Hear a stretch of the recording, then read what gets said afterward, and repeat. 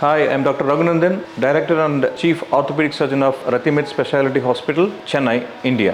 நான் இன்னைக்கு நீ ப்ரிசர்வேஷன் அதாவது மூட்டு சீரமைப்பு அறுவை சிகிச்சை பற்றி பேச போகிறேன். அது ஏன் ரொம்ப முக்கியம் அப்படின்னா சில வருஷங்களாக நான் நிறைய பேஷண்ட்ஸு 30லேருந்து 50 வயசுக்குள்ளே முட்டி தேஞ்சு போய் வராங்க. அவங்களுக்கு நீ ரீப்ளேஸ்மெண்ட் தான் தீர்வுன்னு சொல்லப்படுது. ஆனால் அவங்களுக்கு நீ ரீப்ளேஸ்மெண்ட் அந்த ஏஜுக்கும் செய்ய முடியாதவங்க ஒரு சூழ்நிலையில் இருக்காங்க. அதனால் சில பேர் இப்போ வழினால் அவதிப்பட்டுக்கிட்டே இருக்காங்க. சில பேர் வேறு வழி இல்லாமல் நீ ரீப்ளேஸ்மெண்ட் அந்த சின்ன வயசுலேயே பண்ணிக்கிறாங்க. பட் இது ரெண்டுமே தவறு. இதுக்கு முழு காரணம் என்ன? நிறைய பேர் நினைக்கிறாங்க வயசாகிறதுனால ஆர்த்ரைட்டிஸ் வருதுன்னு.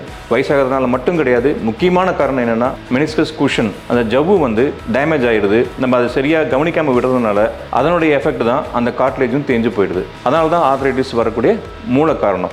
நாங்கள் ரத்திமேட் மருத்துவமனையில் அந்த மெனிஸ்கஸ் ஜவ்வை எப்பாடுபட்டாவது அது ரிப்பேர் செய்தோ இல்லை சீரமைச்சோ அந்த மூட்டுடைய கார்ட்லேஜ் தேயாமல் பார்த்துக்கிறோம். சில பேர் அந்த டைமை தாண்டி ஆர்த்ரைட்டிஸ் வந்த பிறகு வரும்பொழுது நம்ம நீ ரீப்ளேஸ்மெண்ட் செய்யாமல் 60 வயசுக்குள்ளே இருந்திருந்தாங்கன்னா அந்த ஜவ்வை ரிப்பேர் செய்து சீரமைச்சு அந்த கார்ட்லேஜ் குருத்தெலும்பையும் வளர வைக்கக்கூடிய உத்திகளை மேற்கொண்டு சில சமயங்களில் அவங்களுடைய எலும்பையை வளைஞ்சிருக்கும். அந்த மாதிரி இருந்ததுன்னா அந்த வளைவையும் சரி செய்து அவங்களுக்கு அந்த முட்டிக்கு ஒரு புத்துயிர்வு கொடுக்குறோம். அது பேர் தான் 3 டைமென்ஷனல் நீ ப்ரிசர்வேஷன் சர்ஜரி. அது இங்கே மட்டுமே பிரத்யேகமாக செய்யப்படுகிறது.